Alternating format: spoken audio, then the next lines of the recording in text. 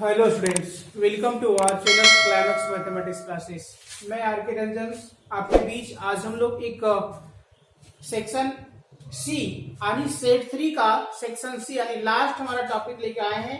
तो चलिए हम लोग बात करते हैं सेक्शन सी जो है वह हमारा क्वेश्चन क्या है सेट नंबर 3 का, जिसमें देखिए क्वेश्चन जो लिखा हुआ है क्या कह रहा है कि how many words with or without meaning can be formed using all the letters of the words equation at a time so that the vowels and consonant occurs together। देखिए क्वेश्चन का कहना है कि एक वर्ड हमारे पास है equation. अरे जो वर्ड जो हमारा इक्वेशन है इस वर्ड को अरेंज करना है। जो अरेंज करना है वो कैसे अरेंज करना है, तो कह रहा है विथ और विदाउट मीनिंग। मतलब जैसे भी हम अरेंज करेंगे जिसमें हमको मीनिंग निकले, मीनिंग हमारा हो या ना हो उससे हमको कोई मतलब नहीं है, बस अरेंज करना है। तो अरेंज करने के लिए कंडीशन दिया हुआ क्या कहता है, देखिए लिखा हुआ है कि so that vowels and consonant occurs together. मतलब जो इक्वेशन जो हमारा वर्ड्स है उसमें वॉवेल्स जो है वो अलग होगा और कॉन्सोनेंट जो है वो अलग होगा। तो उसी को हम लोग क्या करना है, क्या बोल रहा है कि वॉवेल्स और कॉन्सोनेंट दोनों जो है वॉवेल्स अलग होगा, मतलब वॉवेल्स एक साइड और कॉन्सोनेंट एक साइड, और ये दोनों को क्या करना है अरेंज करके हमारा क्या इक्वेशन से वर्ड को ये अरेंज करके बताना है। तो कैसे हम लोग अरेंज करेंगे, तो सबसे पहले आप देखिए कि यहाँ दिया हुआ क्या है, कैसे हम लोग पढ़ते हैं। हाँ देखिए कह रहे गिवन दैट द वर्ड्स, जो वर्ड लिखा हुआ क्या लिखा हुआ है, इक्वेशन लिखा हुआ है। इस इक्वेशन में कितने लेटर है, देखिए वही लिखे हैं, total letters of the word कितना है, 8 है। इसमें वॉवेल्स कितने हैं, देखिए ई है, यू है, ए है, आई है और एम सॉरी ओ है। तो इस प्रकार देखेंगे तो वॉवेल्स हमारे पास 5 हो गया। कॉन्सोनेंट कितने हैं, तो क्यू है, टी है और एन है, कॉन्सोनेंट 3 है। तो ये जो हमारे पास जो अरेंजमेंट है उसमें से क्या कह रहा है कि कॉन्सोनेंट्स और वॉवेल्स दोनों क्या है एक साथ होगा। जैसे देखिए मान लिया जाए ई यू ए आई वो लिखे हम लोग, तो ये सभी को हम एक साथ लिखे तो फिर क्या होगा क्यू टी एम, इसको हम एक साथ लिखे। या हो सकता है कि पहले लिखे क्यू टी एन फिर हम लोग लिखे क्या क्यू यू ए आई वो। तो देखो एक तरीका हो गया ऐसा, दूसरा तरीका हो गया ऐसा, है ना। तीसरा तरीका क्या है, तो देखो ये आपस में इधर से उधर बदल सकता है, ये आपस में इधर बदल सकता है, ये आपस में बदल सकता है, ये आपस में बदल सकता है।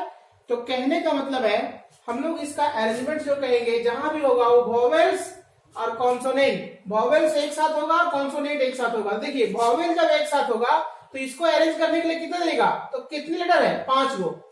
तो हम लोग कहेंगे वॉवेल्स को अरेंज करने के लिए 5 तरीका, मतलब 5 का factorial.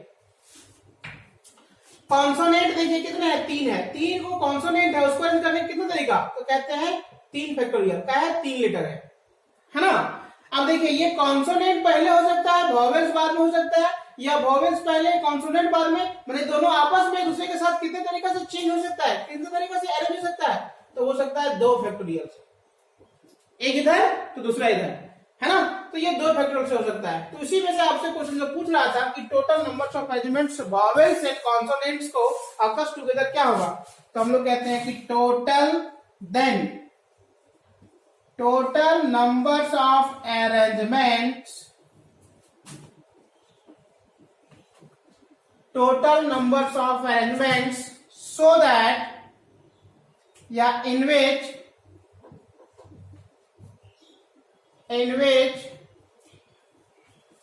vowels and consonant occurs together बराबर कितना, तो देखिए ये हो जाएगा 5 का फैक्टोरियल गुना 3 का फैक्टोरियल, और ये दोनों आपस में इधर उधर चेंज हो सकता है, तो कितने तरीका से, 2 का फैक्टोरियल। इसी को कंप्लीट हम लोग गुना कर लेंगे, जो भी आएगा वही हमारा आंसर हो जाएगा। इसका जो भी आएगा आप देख लेंगे चेक करके। जैसे क्या क्या लिखेंगे, देखिए इतना लिखेंगे हम लोग, 5 का फैक्टोरियल का मतलब 5 गुना 4 गुना 3 गुना 2 गुना 1। फिर देखिए 3 का फैक्टोरियल का मतलब 3 गुना 2 गुना 1, फिर 2 का फैक्टोरियल का मतलब 2 गुना 1। तो ये सभी को हम लोग गुना करेंगे। देखिए 5 चौक 20, 20 दिया 60, 60 दुना 120, तो ये कितना हो जाएगा 120। तो देखिए 3 दुना कितना हो जाएगा 6, और 2 एकम कितना हो जाएगा 2।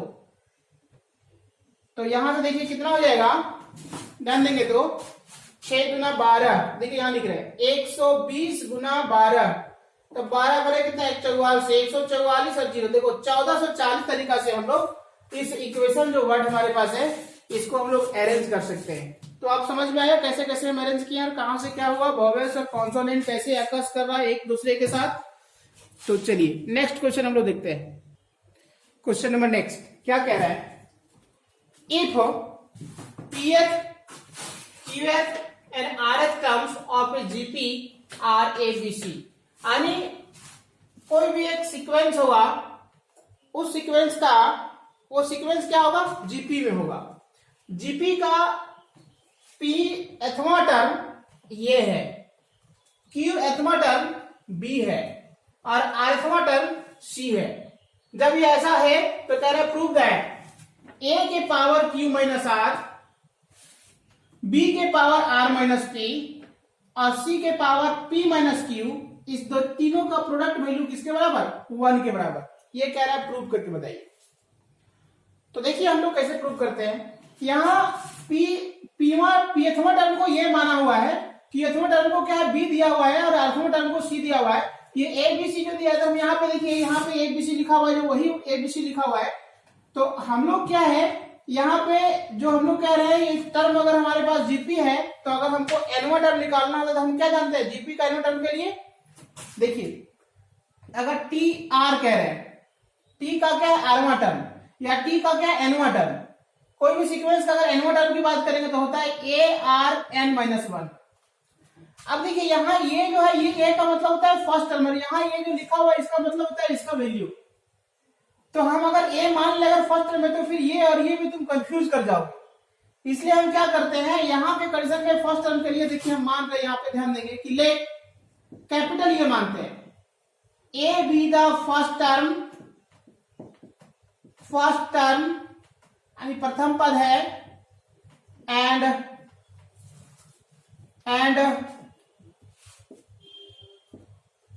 R be the common ratio. Common ratio को भी हम लोग कैपिटल आर माने हैं कॉमन रेशियो। देन तब जो है पी एथवा टर्म मतलब टीपी, तो टीपी का वैल्यू कितना हो जाएगा, देखिए ए आर के पावर पी माइनस 1। जैसे हम लोग फॉर्मूला जानते हैं एनथवा टर्म के लिए टीएन बराबर क्या जानते हैं, ये आर एन माइनस 1। तो ए हम माने कैपिटल ए को और आर माने हैं कैपिटल आर को, तो ए आर और देखिए ये होता है अगर एन तो यहाँ एन माइनस 1, तो यहाँ पी तो पी माइनस 1 है ना। तो इस प्रकार से क्या है कि टी पीवा टर्म को हम लोग ऐसा कह रहे हैं। तो यहां से जैसे हम लोग लिखे हैं देखिए टी का पीथवा टर्म क्या लिखा है ए लिखा हुआ है, इसका मतलब इसके जगह पे क्या लिख रहे हैं ए, तो ए बराबर कितना हो जाएगा ए आर के पावर पी माइनस 1। चलिए फिर कह रहे हैं हम लोग ये हमारा हो गया। फिर यहाँ पे क्या है क्यूथवा टर्म, तो अगर हम टी का क्यूवा टर्म निकालते हैं तो क्या हो जाएगा, फिर कहेंगे ए आर के पावर क्यू माइनस 1।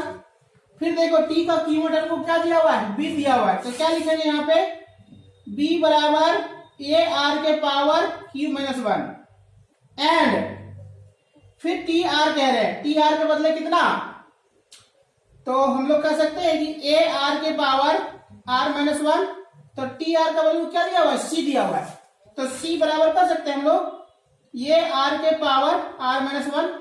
देखिए हम लोग को ये का वैल्यू पता चल गया, बी का वैल्यू पता चल गया, सी का वैल्यू पता चल गया। अब इसको प्रूव करके लाना है हमको क्या फर्स्ट यानी एक लाना है। तो हम देखिए वहां चलते हैं, इसको प्रूव करने के लिए कहते हैं हम लोग कि फ्रॉम एलएचएस, उधर से एलएचएस है वन ला देंगे तो आरएचएस हो जाएगा। तो क्या लिखा हुआ है देखिए लिखा हुआ है ए के power Q minus 1 Q minus R गुना बी के power R minus P C के पावर पी माइनस क्यू, ऐसा दिया हुआ है। अब देखिए ए के बदले हम वैल्यू यहां जान चुके हैं कि ए के बराबर क्या है। देखिए बी के बदले वैल्यू जान चुके हैं, बी का वैल्यू क्या है, सी के बदले वैल्यू जान चुके हैं क्या है। तो ये बराबर ये जो है ए की जगह पे हम इतना रखने जा रहे हैं, बी की जगह पे इतना रखने जा रहे हैं, सी की जगह पे इतना रखने जा रहे हैं वहां पे। तो अब देखिए ये जो ये लिखा है उसके बदले क्या लिख रहे हैं, ए आर के पावर कितना है p माइनस वन।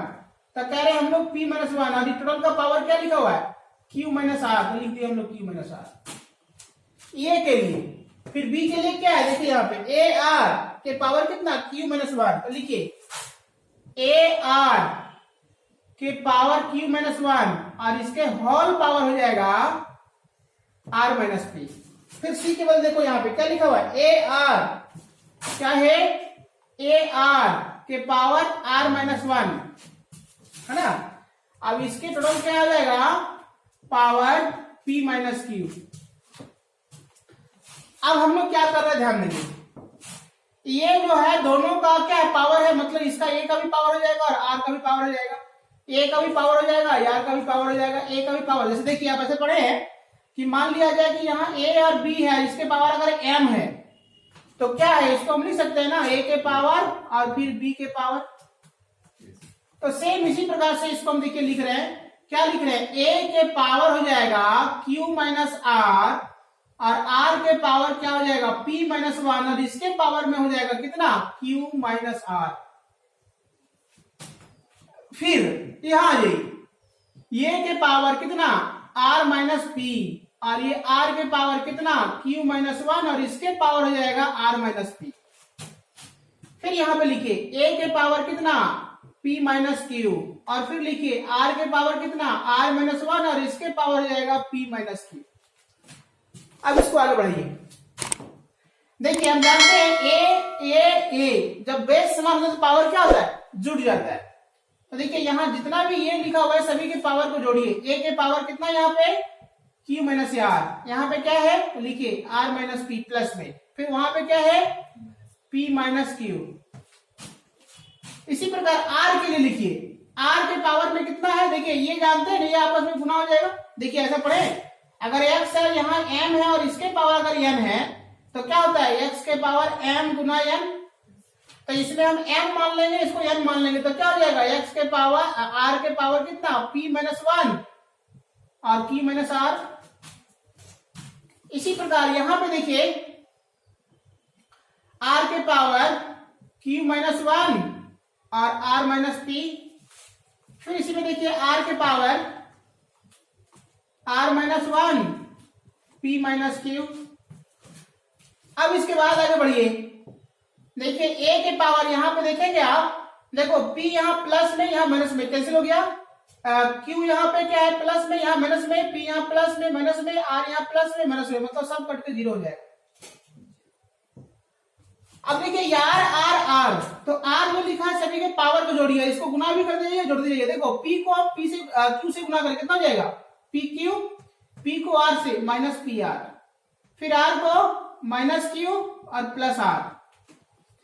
फिर ये क्या होगा बेस समान है पावर जुड़ेगा तो फिर प्लस लिखिए, इसको गुना करिए क्या हो जाएगा क्यू आर, फिर माइनस पी क्यू, फिर माइनस आर, फिर प्लस पी। फिर इसको गुना करिए तो प्लस कितना हो जाएगा पी आर प्लस माइनस क्या हो जाएगा क्यू आर, फिर माइनस पी और प्लस क्यू। यहां तक आप समझ गए। अब देखिए यहाँ पे a के पावर 0 है, r के पावर, फिर देखो यहाँ पे तो सब यहाँ ऊपर में भी कट जाएगा सभी का। देखिए पी क्यू यहाँ प्लस में है, देखिए यहाँ माइनस में है, देखिए यहाँ पे पी आर यहाँ पे क्या है माइनस में है, देखिए यहाँ पे पी आर क्या है प्लस में है, देखिए यहाँ पे माइनस क्यू कहीं है प्लस में, देखो यहाँ पे लास्ट में, फिर देखो यहाँ प्लस आर, फिर देखो माइनस आर, फिर यहाँ पे plus Q R minus Q R, plus P minus P, कुछ बचा नहीं बचा, क्या हो गया जीरो। तो आप जान रहे ए के पावर 0 मतलब 1 और आर के पावर 0 मतलब 1, 1 गुना 1 कितना 1। देखिए आयतस में क्या लिखा हुआ था, तो ये हमारा हो गया आर एच एस, ये हो गया हमारा प्रूव्ड। तो इस प्रकार से क्वेश्चन नंबर 16 भी हमारा कंप्लीट हो गया। अब देखते हैं अगले क्वेश्चंस क्या है ना। नेक्स्ट क्वेश्चन नंबर 17 क्या कह रहा है, find the coordinate of the foot of perpendicular from the points -1, 3 to the line 3x - 4y - 16 बराबर 0। देखिए क्वेश्चन क्या कह रहा है कि कोई भी एक पॉइंट्स आप ज्ञात करके बताइए, वो कहां पे, तो वो कह रहा है कि कोई ऐसा पॉइंट्स ज्ञात करके बताइए, एक ऐसा कोऑर्डिनेट ज्ञात करके बताइए, और वो कोऑर्डिनेट ऐसा है कि जब इस लाइन पे, इस पॉइंट से हम लोग क्या करते हैं, इस लाइन पे इस पॉइंट से परपेंडिकुलर जो ड्रॉ करते हैं, तो वहां जो परपेंडिकुलर ड्रॉ करते हैं तो उसका पॉइंट ड्रॉ करिए, उसका बताइए क्या होगा। वो जो पॉइंट जहां पे परपेंडिकुलर ड्रॉ करते हैं तो वहां कोई कोऑर्डिनेट होगा, तो वो कोऑर्डिनेट क्या होगा। जैसे देखिए हमारे पास एक लाइन है, ये कौन लाइन है का, देखिए ये लाइन है, ये जो इक्वेशन दिया गया इसका हमने लाइन ड्रॉ किया। अब इसी लाइन पे देखिए जो पॉइंट दिया गया, इस पॉइंट से क्या कर रहे हैं हम लोग, परपेंडिकुलर ड्रॉ कर रहे हैं। जब परपेंडिकुलर ड्रॉ किया तो जहां पे ड्रॉ किया गया वहां पे कोई पॉइंट होगा, तो जहां पे कोई पॉइंट होगा वहां पे कोई कोऑर्डिनेट होगा, तो वही कोऑर्डिनेट आपसे पूछ रहा है कि वो क्या होगा। तो हम लोग क्या कर रहे हैं इसको बनाने के लिए, इस कोऑर्डिनेट को मान लिए कि ए और बी है, जहां से इस पॉइंट से जहां परपेंडिकुलर ड्रॉ किया गया, जहां कोऑर्डिनेट जो तैयार हुआ है, वो परपेंडिकुलर ड्रॉ करने के बाद जो कोऑर्डिनेट हुआ है, ये कोऑर्डिनेट का नाम मान लिया हम लोग, इस पॉइंट का मान ले लिया हम लोग ए और बी। तो हम लोग कैसे पता करेंगे कि ए और बी का वैल्यू क्या है, तो देखिए इस पे हम लोग दिमाग लगाते हैं। तो देखते हैं कि हमारे पास जो पॉइंट्स ए बी है, तो हम लोग क्या हुआ कि ये लाइन और ये लाइन क्वेश्चन में क्या दिया गया, परपेंडिकुलर है, इसका मतलब हम ये बात जानते हैं कि दोनों लाइन का स्लॉप का प्रोडक्ट वैल्यू -1 के बराबर होगा। तो अब देखना ये है कि जो हमारे पास ये पॉइंट्स जो दिया हुआ नहीं था, हम लोग उसको कंसीडर कर लिए कि ये और बी है, तो क्या ये पॉइंट्स और ये पॉइंट दोनों को मिलाया हुआ एक लाइन है, तो क्या इस लाइन का स्लॉप हम ज्ञात कर सकते हैं। हालांकि इसका क्या है कि रिजल्ट ए बी के रूप में आएगा, लेकिन कोई बात नहीं, ज्ञात कर सकते हैं। तो इसी प्रकार से हम लोग क्या करेंगे, और ये जो हमारे पास लाइन दिया गया, इस लाइन का स्लॉप ज्ञात कर सकते हैं। अब इन दोनों लाइन से जो स्लॉप निकलेगा दोनों को प्रोडक्ट करेंगे, और इसके बाद यहां से -1 के बराबर कर देंगे, और वहां से हमारा एक इक्वेशन आएगा, वहां जो टर्म आएगा वही हमारे पास क्या होगा, इक्वेशन आएगा इसका। देखिए कैसे आएगा, ध्यान दीजिए हम लोग कैसे कैसे डिस्कस किए। देखिए मान लिया हम लोग कि let A B the points on the foot of perpendicular from the points -1 और 3 टू द लाइन दिस, इस पॉइंट से इस लाइन पे परपेंडिकुलर ड्रॉ किया गया, और जहां पे ड्रॉ किया गया वहां का पॉइंट्स को ए बी माना गया है, तो वही लिखे हुए हैं। अब इसके बाद क्या कर रहे हैं, तो हम लोग देखिए स्लॉप निकालते हैं किसका, इस लाइन का, जिसको हम लोग क्या, इस लाइन को L1 माने, इस लाइन को L2 माने। तो कह रहे हैं कि स्लॉप ऑफ लाइन L1 यानी ए बी लाइन है ना, तो वही लिखे है स्लॉप ऑफ लाइन L1 क्या है, तो लाइन L1 का हम लोग स्लॉप को m कह रहे हैं, तो m क्या होगा, तो ये होगा y2 - y1 बटा x2 - x1। तो देखो y2 हम लोग इसको b को मान रहे हैं और इसको x1 मान रहे हैं, देखो b - 3 और x2 - x1, तो a माइनस कितने जगह +1, तो ये हो गया हमारा m1 जो हो गया ab का यानी लाइन 1 का स्लॉप। फिर लाइन 2 के स्लॉप की ओर चलते हैं हम लोग, तो लिखे हम लोग कि the slope of line L2 क्या हो जाएगा, तो देखिए ये हमारा इक्वेशन लिखा हुआ था, लिख दिए, इसको क्या है स्लॉप इंटरसेप्ट फॉर्म में लिख रहे हैं, तो -4y को रखे, 3 को उधर भेज दिए और 16 को उधर भेज दिए, बराबर का दूसरे साइड, तो -4y बराबर कितना हो गया, -3x + 16। अब देखिए हम लोग y रखना है, 4 को भी भगा देना है, तो 4 को भगाएंगे तो क्या है, गुना में इधर जाएगा तो भागा में, तो -3 बटा -4 हो गया, और ये 16 बटा -4 हो गया। अब माइनस कैंसिल हो गया, देखिए y बराबर कितना 3 बटा 4x और +- 4 चौक 16, तो वही देखो लिखे हुए y बराबर 3/4x - 4। अब इसको हम कंपेयर कर रहे हैं y बराबर mx के फॉर्म में, देखिए m बराबर क्या लिखा हुआ है, m बराबर कितना है 3 बटा 4, तो यही हो गया स्लॉप ऑफ लाइन 2, जिसको हम m2 माने, m2 बराबर हो गया 3 बटा 4। अब इसका लाइन और इसका लाइन क्या है, दोनों जो लाइन है आपस में परपेंडिकुलर है, मतलब दोनों लाइन का स्लॉप का प्रोडक्ट वैल्यू -1 के बराबर होगा, तो वही लिखे हुए since line 1 and line 2 are perpendicular to each other then m1 गुना m2 बराबर -1।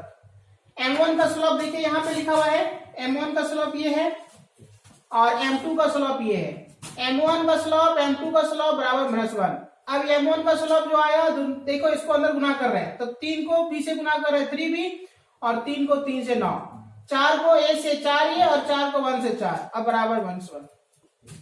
अभी जो देखो माइनस ये क्या है, 4a प्लस 4 है, इसको गुना कर रहे हैं इधर, ये वैसे छप गया, और यहाँ पे हो गया -4, माइनस क्या हो गया, यहाँ पे गुना करेंगे तो -4 यहाँ पे हो जाएगा, है ना, -4 ये और -4। अब देखो 4 ये को इधर ले आए, तो 4 ये को इधर लाए, 3 भी इधर हो गया, माइनस यहाँ पे 3 हो जाएगा, और माइनस यहाँ से क्या होगा, माइनस इधर जाएगा तो हो जाएगा प्लस में हो जाएगा, तो कितना हो जाएगा, +5 हो जाएगा यहाँ पे, -9 और प्लस हो जाएगा यहाँ पे 4, तो क्या हो जाएगा, -5 ना होगा, तो हो गया 4a + 3b -5 बराबर 0। इसको हम मान लिए इक्वेशन फर्स्ट। अब क्या देख रहे हैं कि ये जो लाइन है, इसी लाइन, ये लाइन किससे पास कर रहा है, जो हम पॉइंट्स माने उस पॉइंट से पास कर रहा है, तो क्या ये पॉइंट्स इस लाइन को सेटिस्फाई करेगा, बिल्कुल सेटिस्फाई करेगा। तो देखिए हम लोग कह रहे हैं कि यहाँ पे कि नाउ क्या है, points A B satisfy this point this line, it means क्या हो जाएगा, एक्स की जगह पे ये हो जाएगा और वाई की जगह पे बी हो जाएगा।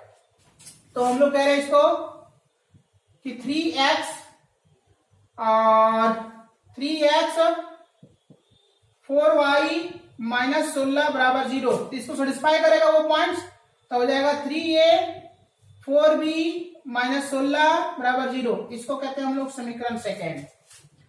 अब जिस प्रकार से समीकरण फर्स्ट और समीकरण सेकेंड जो हमारे पास है, ये फर्स्ट समीकरण और सेकेंड समीकरण, इन दोनों समीकरण से हम सॉल्व करेंगे, तो यहां से हमारा a और b का वैल्यू आएगा, और वही a और b का जो वैल्यू होगा वो यहाँ का कोऑर्डिनेट होगा, वही आपसे पूछा जा रहा है। तो चलिए देखते हैं कि हमारा a और b कैसे फाइंड होता है। तो जिस प्रकार का यहाँ दिया हुआ इक्वेशन में, आप इक्वेशन में देखेंगे कि यहाँ 4a और यहाँ पे 3 ये है, और यहाँ 3b और यहाँ पे क्या है 4b है। तो देखिए हम क्या करते हैं, इक्वेशन फर्स्ट में 4 से गुना करते हैं, तो जगह 4 × 12, और इक्वेशन सेकेंड में 3 से गुना करते हैं, 4 × 12, यानी बी और बी हमारा कैंसिल आउट हो जाएगा। तो देखिए यहाँ क्या लिखते हैं, मल्टीप्लाइंग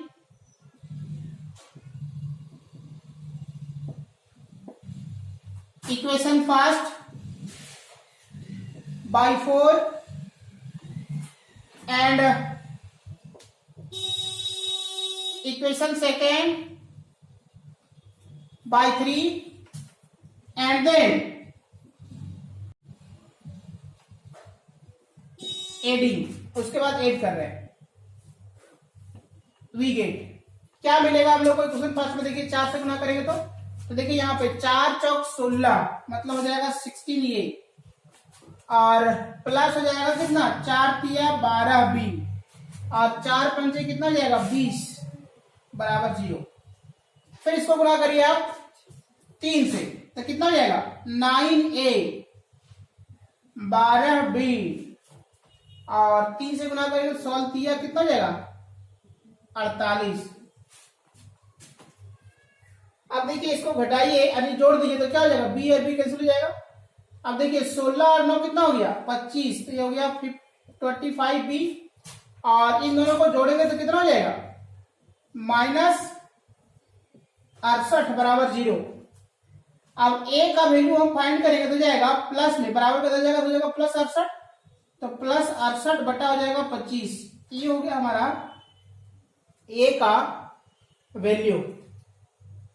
अब जैसे वो a का वैल्यू आया, फिर निकालिए b का वैल्यू, तो क्या करिए आप, ये जो हमारे पास वैल्यू आया इसको हम इक्वेशन फर्स्ट में रख देंगे, तो हमारा b निकल जाएगा। तो लिखिए फ्रॉम इक्वेशन फर्स्ट क्या लिखा हुआ है, देखो क्या लिखा हुआ है 4a + 3b -5 बराबर 0। देखिए यहाँ पे 4 a की जगह पे कितना है 68 बटा 25, देखिए निकाल देते हैं, और +3b 5 को उधर भेज दिया हो गया। अब देखो यहाँ पे कह रहा है 3b और ये इसको भी उधर भेज देते हैं, तो 5 - 68 को हम लोग क्या करते हैं 4 से गुना करते हैं, तो 8 चौक 32 का हो जाएगा 2, और 6 चौक 24, और सॉरी 8 चौक 32 के तो बाकी 3 हो गए ना, और 6 चौक 24 और 3 कितना हो गया 27 और बटा कितना 25। अब हम लोग देखते हैं कि हो जाएगा 3b, तो 25 को हम लोग 5 से गुणा करके कितना आएगा,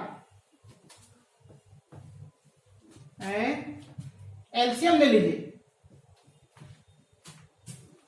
तो 25 को हम लोग गुणा कर रहे हैं तो यहां से कितना आ रहा है 5 बच्चे 25, 5 दूना 10 और 2 12 और यहां पे हो गया 272। अब हम लोग देख रहे हैं यहां पे कि हो जाएगा 3b बराबर, यहां से अब देखिए घटा करके 272 में से 125 को घटाइए कितना आ जाएगा, तो देखिए 12 में से क्या है 5 जाएगा तो बचेगा 7, यहां बच गया 6, 6 में से 2 जाएगा तो बचेगा 4, है ना। और 12 में से कितना है 5 जा रहा है, कितना बचेगा 7, ठीक है। यहां बच गया 6, 6 में से जाएगा 2 बचेगा 4, 2 में से जाएगा कितना बचेगा 1।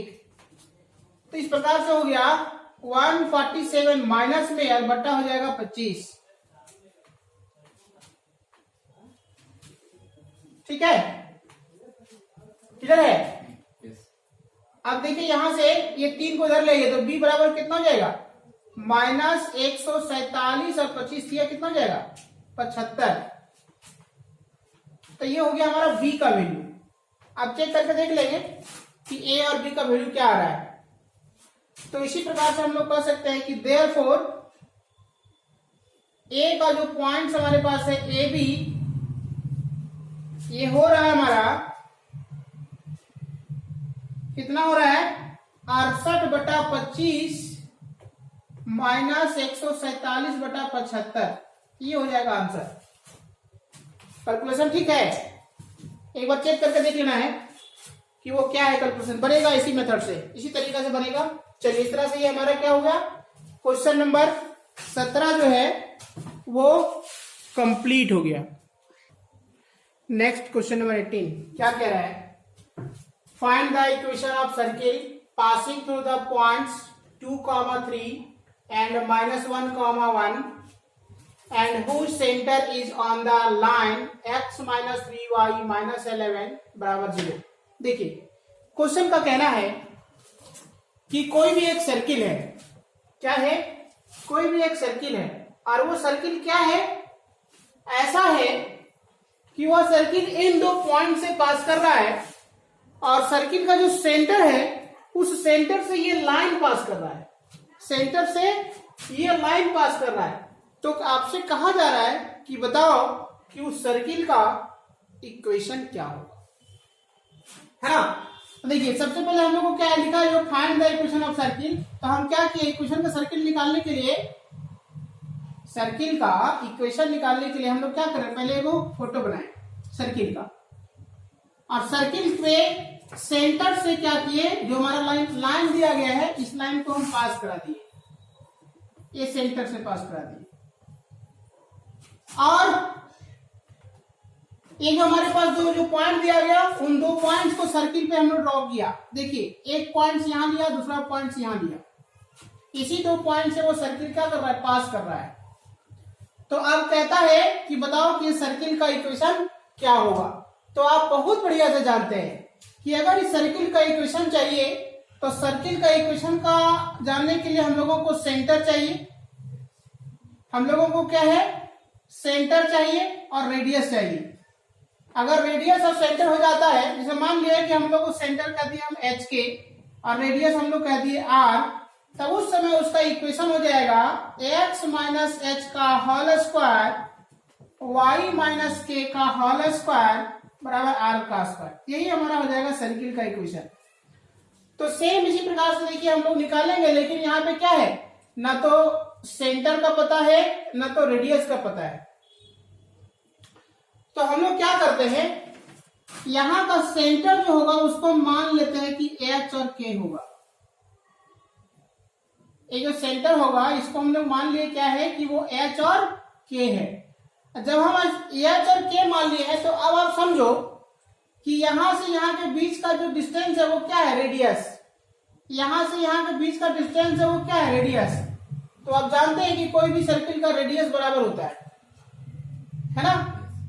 तो जब रेडियस बराबर होता है तो इस रेडियस को बराबर के हेल्प से हम लोग एक रिलेशन पता कर लेंगे। उसके बाद ये जो हमारे पास जो लाइन है, ये लाइन कहां से पास कर रहा है, तो सेंटर से। इसका मतलब सेंटर जो हमारा है वो क्या करेगा, इस इक्वेशन को सेटिस्फाई करेगा। तो जब इसको वेरीफाई करेंगे यहां से, तो यहां से हमारा रिलेशन पता चलेगा। अब यहां का रिलेशन और जो इन दोनों को सॉल्व करेंगे लाइन ये रेडियस को, तो वहां से एक रिलेशन, इन दोनों को इक्वेशन से हम लोग क्या करेंगे, सॉल्व करेंगे, तो हमारा h और k का वैल्यू आएगा। अब वही h और k का वैल्यू आएगा, वही इसी को कहेंगे हम लोग सेंटर। अब जब सेंटर निकल जाएगा तो यहां से हम डिस्टेंस फॉर्मूला से रेडियस निकाल लेंगे, उसके बाद हम लोग इक्वेशन लिख लेंगे इस तरह से। तो आप समझ गए हैं कैसे कैसे स्टेप हमको ढूंढना है। तो चलिए हम लोग बात करते हैं। सबसे पहले जो दिया गया यहां पे, तो मान लेते हैं हम लोग कि लेट 0 HK, ये 0 अभी सेंटर है, HK बी द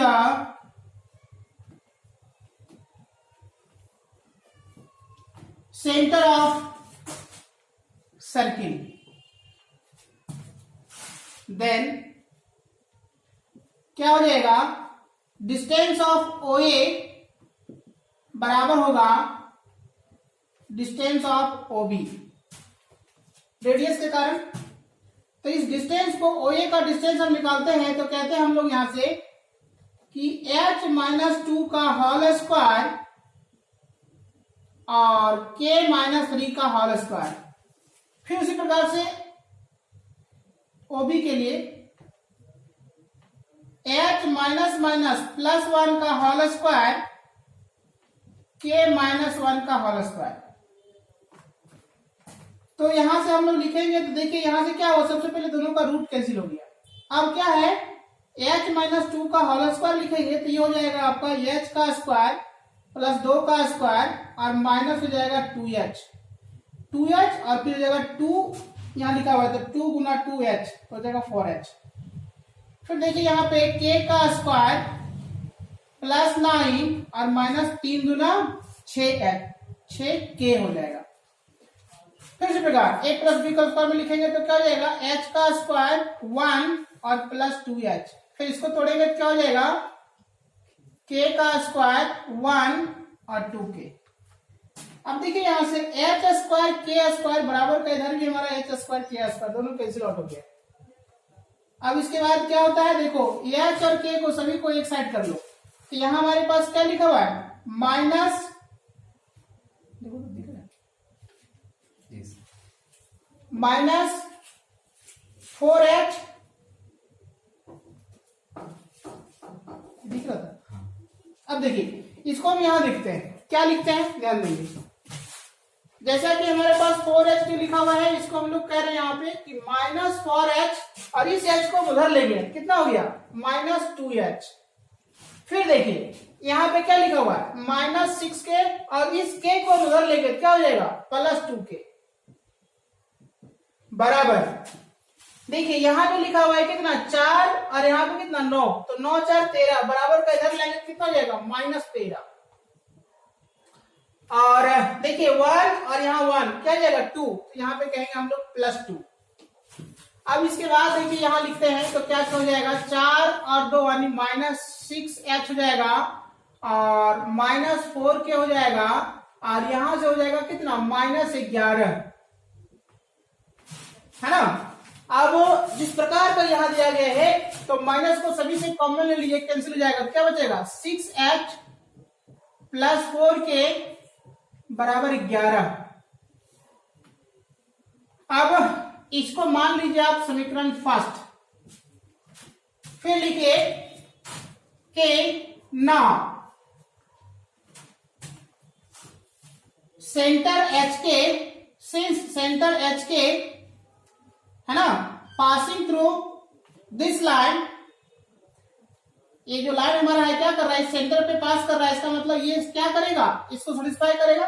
तो इसको सेटिस्फाई करने के लिए देखिए यहां पे लिखा हुआ है कि x माइनस 3y माइनस 11 बराबर जो 0 लिखा हुआ है, तो ये इसको थोड़ा करेगा तो क्या कहते हैं, एट जो है यहाँ पे हो जाएगा कितना, एच के लिए कंडीशन क्या हो जाएगा, तो यहाँ पे हम लोग कर सकते हैं एच माइनस 3k और माइनस 11 बराबर 0। इसी को हम लिखेंगे तो एच माइनस 3k और बराबर 11, इसको कह दीजिए आप समीकरण सेकेंड। अब समीकरण फर्स्ट और समीकरण सेकेंड दोनों को सॉल्व करिए। तो देखिए हम लोग क्या करते हैं, चाहते हैं कि जो हमारे पास जो लिखा हुआ है और जो लिखा हुआ है दोनों आपस में क्या हो, सिंपल तरीके से हमारा कैलकुलेट हो जाए और एच और के का वैल्यू निकल जाए।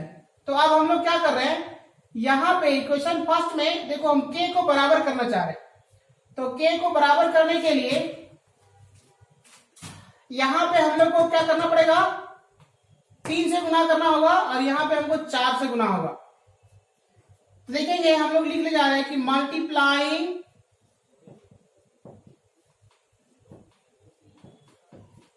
Equation first by 3 and equation second by 4 and then adding, उसके बाद जोड़ देंगे। देखो इसको हम लोग गुना करना है, पहला इक्वेशन को किससे, 3 से, तो लिखिए 3 6 तिया 18h, 3 4 तिया 12k, 3 11 तिया 33, 4 से इसको गुना करेंगे तो हो जाएगा 4h, 4 तिया 12k और 11 चक 44। अब जोड़ेंगे तो 12 12 कैंसिल हो जाएगा, 18 और 4 कितना हो गया 22, तो लिखिए 22h और इसको जोड़ेंगे तो कितना हो जाएगा, 4 और 3 7 और 7, तो h बराबर कितना हो जाएगा 77/22। इसको 11 से लिखेंगे तो 7 बटा कितना हो जाएगा 2, इसका मतलब है कि h बराबर हो जाएगा 7/2। अब जैसे ही 7/2 जो आया, यहां से हम लोग अब क्या करते हैं, निकालते हैं हम लोग के का वैल्यू। तो लिखिए फ्रॉम इक्वेशन फर्स्ट क्या लिखा हुआ है, 6h 4k बराबर 11, तो h का वैल्यू को यहां पे आप रख दीजिए तो कितना हो जाएगा, 6 गुना 7/2 प्लस 4k बराबर 11। तो लिखिए 4k बराबर 11 माइनस, देखो यहाँ पे क्या हो जाएगा, 3 दूना 6 7 तिया 21 बराबर को बदल जाएगा, माइनस हो जाएगा। तो देखिए यहाँ पे क्या हो गया, 4k बराबर 21 और यहाँ पे कितना 10, कितना हो जाएगा -10, सॉरी 11 है, 21 में घटेगा तो -10 हो जाएगा।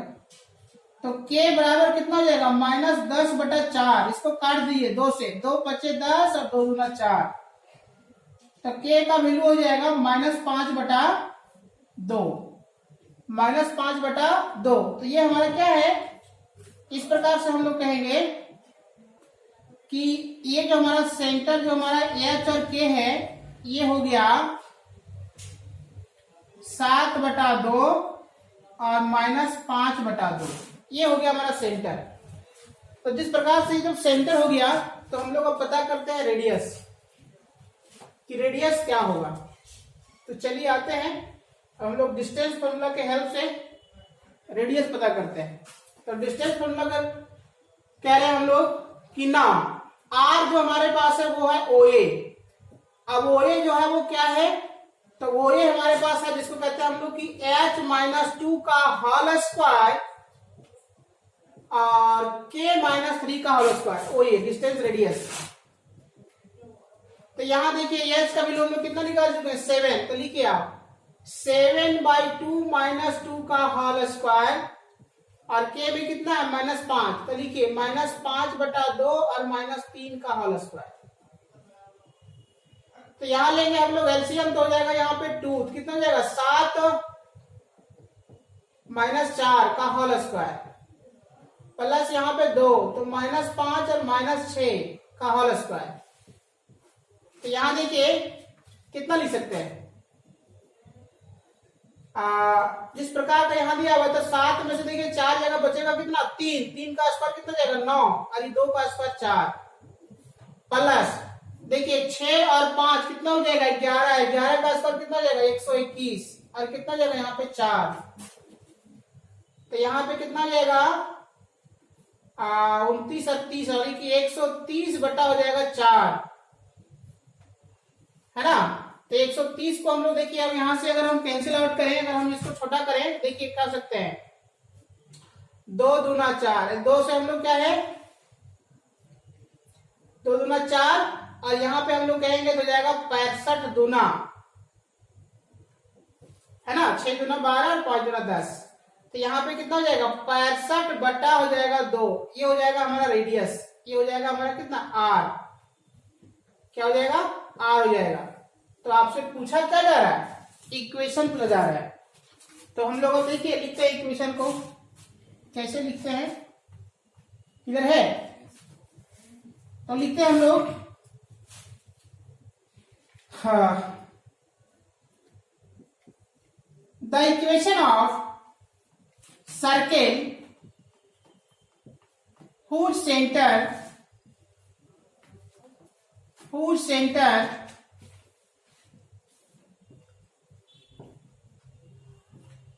कितना कितना है, तो 7/2 -5/2 एंड रेडियस कितना है, तो रूट अंडर 65/2, तब हम लोग कहेंगे यहां पे कि x - 7/2 का होल स्क्वायर और y माइनस प्लस कितना जाएगा प्लस 5/2 का होल स्क्वायर बराबर रूट अंडर 65/2 का होल स्क्वायर। इसी को हम आगे बढ़ाते हैं तो कहेंगे हम लोग कि x - 7/2 का होल स्क्वायर y प्लस 5/2 का होल स्क्वायर बराबर हो जाएगा आपका 65/2, यही आएगा जिसको कहेंगे which is the required equation of circle, है ना।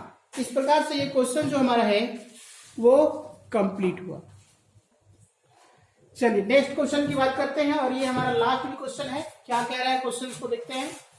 क्वेश्चन में कह रहा है कि if E and F are two events such that probability of E बराबर 1/4, probability of F बराबर 1/2 and probability of E and F, E and F का मतलब हो गया E इंटरसेक्शन F, इसका वैल्यू हो गया 1/8।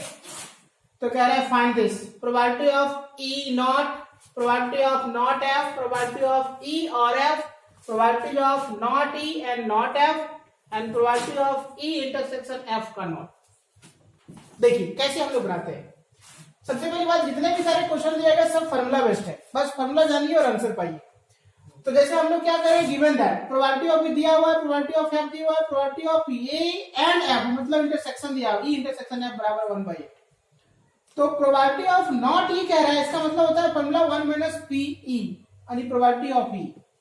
तो 1 - देखो प्रोबेबिलिटी ऑफ E पता है कितना 1/4, तो 1 - प्रोबेबिलिटी ऑफ, अगर हम E को घटाते हैं तो यहां से हमारे पास कितना आएगा 3/4, तो ये हमारा हो गया आंसर। दूसरा प्रोबेबिलिटी ऑफ क्या कर रहा है नॉट F, नॉट F का मतलब हो जाएगा 1 - प्रोबेबिलिटी ऑफ F। तो 1 - देखो प्रोबेबिलिटी ऑफ F भी पता है कितना है 1/2, तो यहां से घटा देंगे कितना हो जाएगा 1/2। इस प्रकार से दूसरा भी कंप्लीट हो गया। सेम देखते हैं तीसरा नंबर क्या कह रहा है। तीसरा तो प्रोबेबिलिटी ऑफ E, देखिए क्या लिखा हुआ है, प्रोबेबिलिटी ऑफ E और F, और का मतलब हो गया यूनियन, तो इसके लिए फॉर्मूला होता है probability of E plus probability of F minus probability of E and F मतलब इंटरसेक्शन F। तो सभी हमको पता है, देखिए प्रोबेबिलिटी ऑफ E पता है 1/4, प्रोबेबिलिटी ऑफ F पता है 1/2, probability of E intersection F पता है 1/8। एलसीएम ले लीजिए सभी का, कितना हो जाएगा 8, यहाँ पे कितना हो जाएगा 2, यहाँ पे कितना हो जाएगा 2 4 और यहाँ पे 1, 4 2 6, 6 में से कितना बच गया 5, 5/8, ये हो गया आंसर।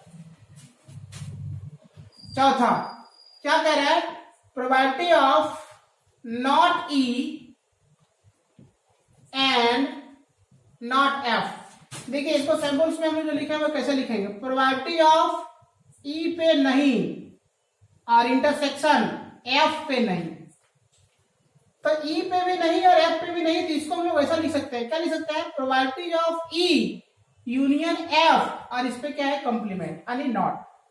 अब जैसे हम इतना को इतना लिखे हैं डी मॉर्गन्स लॉ के कारण, तो इतना के बदले फॉर्मूला होता है 1 minus probability of E union F.